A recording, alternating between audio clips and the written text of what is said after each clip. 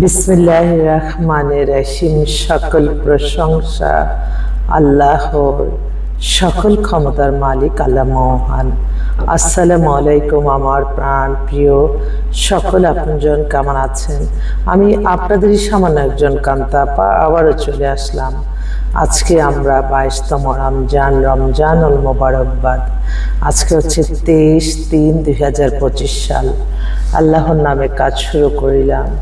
আমি আমার আল্লাহর ঘরে সালাম ও দোয়া পৌঁছে দিলাম। আমার প্রিয় নবীজির রওজা মোবারকে সালাম ও দোয়া পৌঁছে দিলাম। হযরত শাহজালাল শাহপরানে সালাম ও দোয়া পৌঁছে দিলাম। আজমির শরীফে সালাম ও দোয়া পৌঁছে দিলাম। মাইজবেন্ডার শরীফে সালাম ও দোয়া পৌঁছে দিলাম। আল্লাহ আপনি নামাজ রোজা ইবাদত বন্দেগী কবুল আর মঞ্জুর করে নেন। ভালো কাজগুলি আপনি কবুল আর মঞ্জুর করে নেন, আমিন। আমাদের এই প্রতিষ্ঠানটা হচ্ছে বিয়ে শাদীর একটা মাধ্যম। আপনাদের যাদের ঘরে বিবাহযোগ্য ছেলে মেয়ে আছে, ইনশাআল্লাহ আমাদের প্রতিষ্ঠানে সরাসরি চলে আসবেন।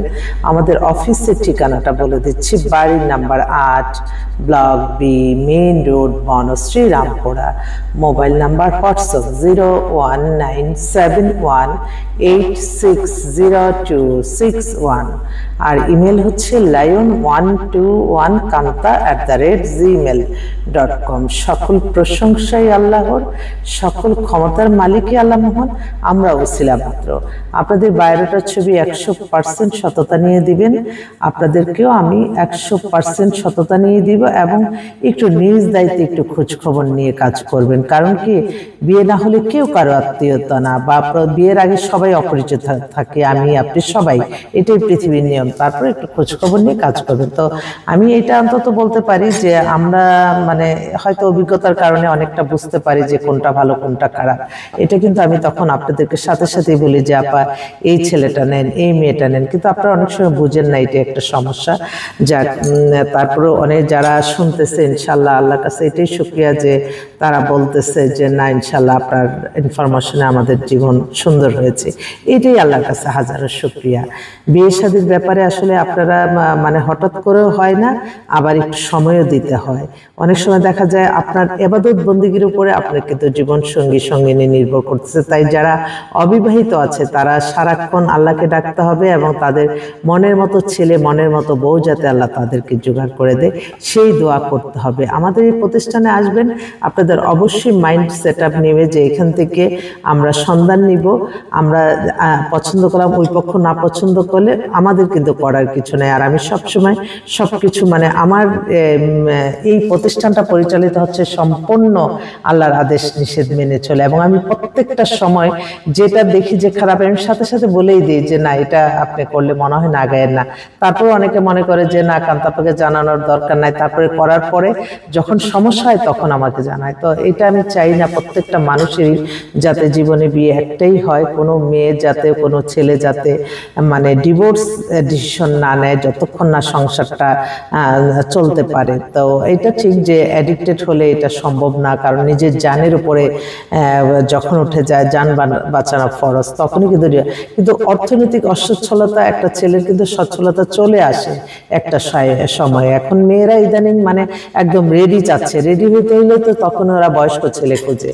তো আসলে বয়সের সাথেও কিন্তু অনেক একটা ব্যাপার থাকে মানুষের জীবনে, এটা সবসময় মনে রাখবেন। আজ থেকে 5 বছর আগে যেটা আমার ভালো লাগতো এখন আর সেটা ভালো লাগে না। এখন মনে হয় যে আসলে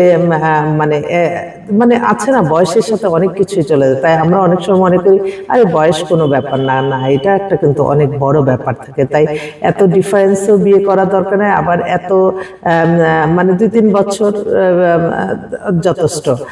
তারপরে যদি কেউ মনে করে যে না, অনেক মেয়েরা আছে প্রতিষ্ঠিত ছেলের জন্য, হ্যাঁ ঠিক আছে, 10-12 বছর আগে তো এরকমই হইতো। তো এটা উপর অ্যাডজাস্টমেন্ট, মেন্টালিটির ব্যাপার, এবং সবকিছু সফলতাই কিন্তু ওই একই কথা। আপনি নামাজ রোজা ইবাদত বন্দেগীর উপরে আপনার ভাগ্য নির্ভর করছে, এবং ভাগ্য আপনার পরিবর্তন হয়, হায়াত বাড়িয়ে দেয়, রিজিক বাড়িয়ে দেয় আল্লাহর ইবাদত বন্দেগীর কারণে। আমি তো প্রতিটা সময়, প্রতিটা ক্ষণ, প্রতিটা মুহূর্তে আমার আল্লাহর কাছে লজ্জিত। আমি শুকরিয়া জানাই সকলের কাছে এবং কৃতজ্ঞতা প্রকাশ করছি আপনাদের প্রতি যে এই যে একটা প্ল্যাটফর্ম, এই প্ল্যাটফর্মটা প্রতিদিনই আমি এখন মাশাআল্লাহ বলবেন যে ছোট্ট একটা প্রফেশন, কিন্তু প্রতিদিনই যে আমাদের যে কালেকশন বা এগুলি সব মেনটেন করতে আমাদের প্রায় গাড়ি সবকিছু মেনটেন করতে হয়। তো আপনাদের জন্য এটার জন্য কিন্তু আমাদের বিজ্ঞাপন, আমাদের এই স্টাফ খরচ, ইমেল পাঠানো, হোয়াটসঅ্যাপ পাঠানো, তারপরে সবকিছু 10-12 হাজার টাকা খরচ আছে। তো এই খরচটা কিন্তু আমি আমার আলহামদুলিল্লাহ এটা কোনো না কোনো ভাবে আল্লাহ রহমত বরকতে ইনশাআল্লাহ আল্লাহ কোনো না কোনো ওসিলা মিলিয়ে দেয়। এবং এই যে এই ছোট্ট প্রফেশন দিয়ে আমার মায়ের নামে একটা মাদ্রাসা খুলেছি, এই মাদ্রাসাটা আমরা পরিচালনা করছি এবং আরো 2টা মাদ্রাসার উপদেষ্টা হিসাবে আছি। তো আমি সবসময় চেষ্টা করি যে যেখান থেকে মানুষের দাওয়াত, জিনের দাওয়াত দেওয়া হয়, সেখানে আমি কেন প্রত্যেকটা মানুষের একটু সম্পর্ক থাকা ভালো এবং তাদের যারা গরিব অসহায় তাদের পাশে দাঁড়ানোর নামই কিন্তু আমাদের এই আমরা যারা বিত্তশালী আছে তাদের কিন্তু এটাই নিয়ম যে হ্যাঁ আমরা আল্লাহ আমাদেরকে ক্ষমতা দিয়েছে, অর্থ দিয়েছে, বিত্ত দিয়েছে, আমরা যতটুকু পারি যেখানে অভাবগ্রস্ত, যেখানে সমস্যাগ্রস্ত আমরা সেখানে সাহায্য সহযোগিতা করব এবং এটাই কিন্তু থেকে যাবে। আপনার অন্য কোনো অর্থ, বিত্ত, ব্যাংক ব্যালেন্স, বাড়ি গাড়ি কিচ্ছুই থাকবে না, থাকবে আপনার এই ভালো কাজগুলি ইবাদতের মতো আপনার খাতায় লেখা থাকবে আল্লাহর কাছে। এবং আমি আমার মা বাবা সবসময় আমি তাদের কে অনুসরণ করি। আমার বাবা ছিলেন একজন পুলিশের সামান্য একজন কর্মকর্তা, তারপরে উনি ওনার জীবনে আমরা সবসময় দেখছি যে তার আশেপাশে গ্রামে গঞ্জে কোনো মানুষ খালি হাতে ফিরতো না এবং তারা প্রত্যেকেই কোনো না কোনো ভাবে তাদেরকে হয়তো চাকরি দিয়ে দিছে বা কোনো কিছু। এই যে রিজিকের ব্যবস্থা, এটা কিন্তু অনেক বড় ব্যাপার। আর আমার আম্মা তো জীবনে মানে 7 বছর থেকে আমার মায়ের মানে 3জন ছাড়া কারোর সাথে সাক্ষাৎ করতো না, 1-2টা চোখ ছাড়া কাউরে দেখা দিত না এবং সারাক্ষণ নামাজ রোজার মধ্যে। এমন মানে এই যে ওই যে শিক্ষা এই মা বাবার থেকে কিন্তু অনেক কিছু মানুষের যখন ছোটবেলার কিছুই কিন্তু অভ্যাস থেকে যায়। তো আমি নাকি ছোটবেলায় থেকেই আমার হাতে সবসময় তসবিহ থাকতো, আশেপাশের মহিলারা নাকি অনেক আমাকে নিয়ে খুব ইয়ে করতো যে এই মেয়েটা কি মানে গল্প করে আর কি। আমার এই ছোটবেলা থেকে আমার আম্মা বিভিন্ন ইয়েতে মিলাদ মাহফিলে যেত, ওইখানে যেতাম, মানে মায়ের সাথে খুব এগুলিতে সেই যে শিক্ষা। তো আমার আম্মা বড় হওয়ার সাথে সাথে আমি তো আমাকে আবার বলছে যে মাদ্রাসায় পড়াইতো, পরে আমি আর মাদ্রাসায় ভর্তি হই নাই। তো আম্মা দেখতাম যে সবসময় মসজিদ, মাদ্রাসা, এতিমখানা যারা আসতো এবং যেখানে খুঁজে খুঁজে বের করতো ওখানে যে আম্মা সাহায্য সহযোগিতা করতো। বাড়ি ভাড়া সমস্ত কিছু নিজে শুধু একটু ইয়ে করে তার সমস্ত কিছু বিলিয়ে দিত মানুষের উদ্দেশ্যে। এই যে আমি সবসময় মনে করি যে আমি কখনো কিন্তু আমি ব্যাংক ব্যালেন্স নাই আমার কখনো, হ্যাঁ ব্যাংক ব্যালেন্স আমার যদি 2-3 লাখ টাকাই হয় আমি আল্লাহর ঘরে চলে যাব। আমি আল্লাহর কাছে এটাই বলি যে আল্লাহ আমাকে অন্তত সৌদি আরব যাওয়ার মতো আপনি ক্ষমতা দান করেন। আমি আমার আল্লাহর কাছে এটাই বলি, কারণ আমার আল্লাহর ঘর মক্কা মদিনা এটি আমার জীবনের স্বপ্ন, আর অন্য কোনো স্বপ্ন না। ওখানে যে আমার আল্লাহর কাছে আমরা এত দূর থেকে ডাকি আল্লাহ কবুল করে, আর সামনে যে ডাকলে আল্লাহ কি করবে এটাই আমার সবসময় মনে হয়। এবং আমি প্রত্যেকটা সময় আমি উমরার ফজিলত পেয়ে গেছি আলহামদুলিল্লাহ, মাশাআল্লাহ বলবেন। আমি প্রত্যেকটা বছর আলহামদুলিল্লাহ উমরা থেকে আসার পরে যেখানে হাত দিছি সেখানেই তাদের হয়তো আমার অর্থবিত্ত জমে নাই, কিন্তু আমি মানসিকভাবে শান্তি পাই। এবং আমি মানে মানুষের জীবনে আছে না যে এত কিছু চাওয়া পাওয়া কি হবে, যে একটা মানুষ আরেকটা মানুষকে কল্যাণ করলে যে মনের দোয়াটা, সেই দোয়াটাই সবচেয়ে বড় কথা। তো জানি অনেকে মানে আমি করে যাই আপনারা সারা জীবনের জন্য হ্যাপি হন, কিন্তু আমাদেরকেও তো একটু সাহায্য সহযোগিতা লাগবে, কোনো না কোনো সিলাই হয়তো আপনি দেন নাই আরেকজন দিবে। এভাবে কিন্তু ভালো কাজগুলি চালাতে পারে প্রত্যেকটা সেক্টরই। তো এই মুহূর্তে আসলে আমাদের কাছে বেশ কিছু পাত্রপাত্রী আসছে। এক বোন আমাদের কাছে নারায়ণগঞ্জের বেশ কয়েকটা মেয়ে চলে আসছে। নারায়ণগঞ্জের বাবা মার একমাত্র সন্তান, অনার্স পড়তেছে, মেয়েটা পাতলা স্লিম, 2002-এ জন্ম, ওদের এখানে সাততলা বাড়িটারি আছে, বাবা ডাক্তার, খুব ভালো ফ্যামিলি, ওর জন্য ভালো একটা ছেলে চাচ্ছে ওনারা। আরেকটা নারায়ণগঞ্জের মেয়েও ব্যাংকে আছে, ওর 2000 সালে ডেট অফ বার্থ, ওরও প্রায় 7 তলা মতোই বাড়ি মেয়ের নামে, তো ওর জন্য একটা ভালো ছেলে চাচ্ছে। তারপর আরেকটা বোন আমেরিকা থেকে ফোন করছে, আমেরিকা থেকে ওর আলহামদুলিল্লাহ আমাদের এখান থেকে ওর একটা সমস্যার সমাধান হয়েছিল।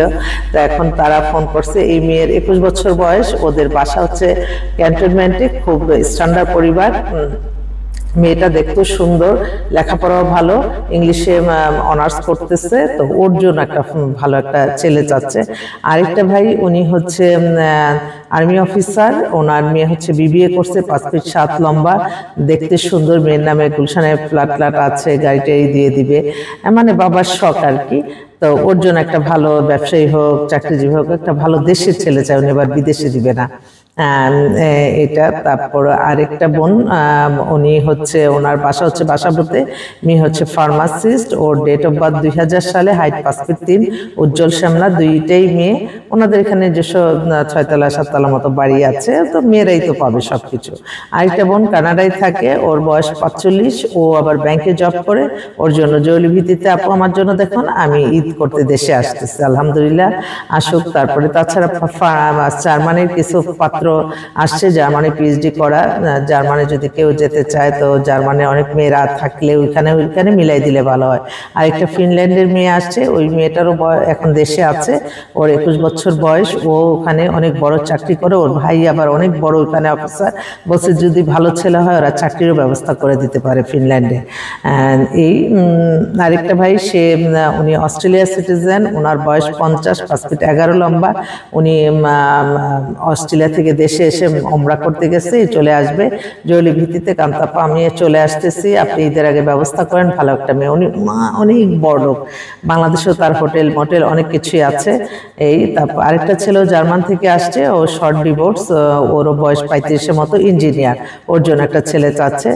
আর এছাড়া আরেক আপা ওনার ভাগ্নির জন্য ফোন করছে, ভাগ্নিটার বয়স হচ্ছে 25, মধ্যবিত্ত পরিবারের, নামমাত্র একটা ডিভোর্স হয়ে গেছে, ওদের বাসা মিরপুরে, ওর জন্য একটা ভালো ছেলে চাচ্ছে। আর এছাড়াও আরো অনেক আসছে, আমি আবার আসবো আপনাদের মাঝে। আঙ্কেল ফোন করছে, আচ্ছা, তো আবারও আসবো আপনাদের মাঝে। আরেকটা আপা, ওনার ছেলে হচ্ছে engineer, 95 date of birth, height 5 feet 6, London citizen, লন্ডনে অনেক বড় চাকরি করে, নামমাত্র একটা ডিভোর্স হয়ে গেছে, ওর জন্য একটা ছেলে চাচ্ছে। তো আসলে অনেক সময় দেখা যায় যে মানুষ না বুঝে অনেক জায়গায় যোগাযোগ করে, সেটাই দেখলাম যে তারপরে পরে ধরা খায়। তো সবসময় মনে রাখতে হবে, আপনারা যার মাধ্যমে ইনফরমেশনটা নেবেন, সে আত্মীয় হোক, সে যে হোক, কিন্তু একটু খোঁজ খবর নিয়ে কাজ করবেন। আর আমরা দিলে তো আপনারা একদম চাকনির মতো ছেকে ছেকে তারপরে সবকিছু নেন খবর, তারপর আলহামদুলিল্লাহ ভালোই হয়। সবাই দোয়া করবেন যাতে সবার জীবন সঙ্গী প্যারাসারি মুক্ত হয়ে সবার কাছে পেয়ে যায়, হাতের কাছে। আর কোনো মানে এত প্যারাসানি যাতে না হয়, এই সহজ সরল ব্যাপারটাকে সহজ সরল ভাবে যাতে সবাই সমাধান করতে পারি, এইটাই দোয়া চাই সকলের কাছে। রমজান মাস আপনারা আসবেন ইনশাআল্লাহ, আমাদের অফিস খোলাই আছে, আপনাদের অপেক্ষায়। আসসালামু আলাইকুম।